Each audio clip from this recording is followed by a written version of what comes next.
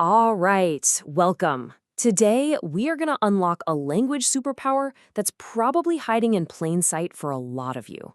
It's the key to making your sentences more powerful, way more detailed, and honestly, just more impressive. So let's dive right in. So, what's the big problem we're trying to solve here? Well, have you ever written a couple of sentences back to back and just felt like they sounded a little, I don't know, clunky? A little bit repetitive? It's a super common feeling. But lucky for us, there is a really elegant fix. Okay, so look at this. You could totally say, I found the keys, I lost them yesterday. It's fine. It gets the point across. But just watch what happens when we weave them together. I found the keys that I lost yesterday. See that? It just flows so much better. It connects the two ideas into one single fluid thought. This right here, this is the power we are unlocking today. It's one tiny change for a giant leap in your writing. So what is this little magic ingredient, this sentence supercharger? Well, it's called a relative clause.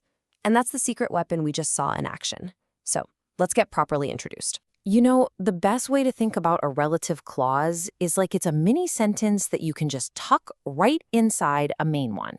Its only job, its whole purpose, is to describe something, a person, a place, a thing, by giving you more information about it. And it does all that without you having to start a whole new sentence.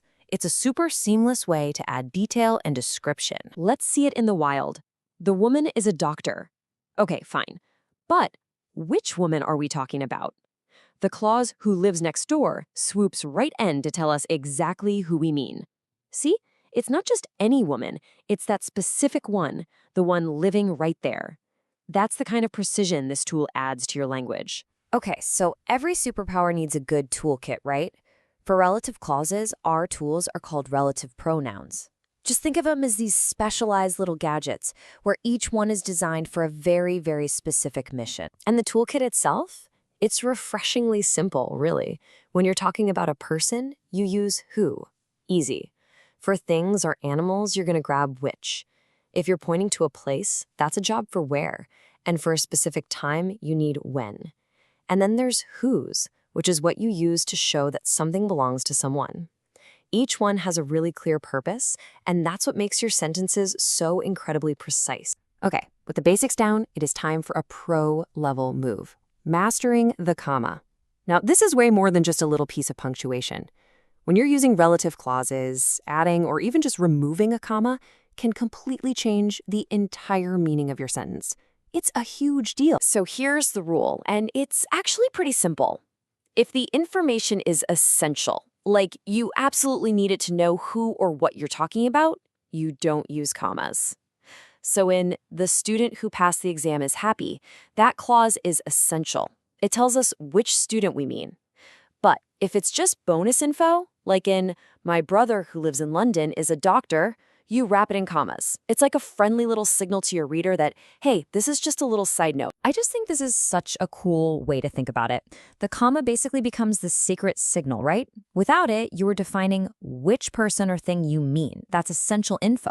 But with a comma, you're just adding a little by the way fact. You could take it out and the sentence would still make perfect sense. It's a tiny little mark that does a massive job. Okay, so theory is one thing, but practice is where you really start to feel the power.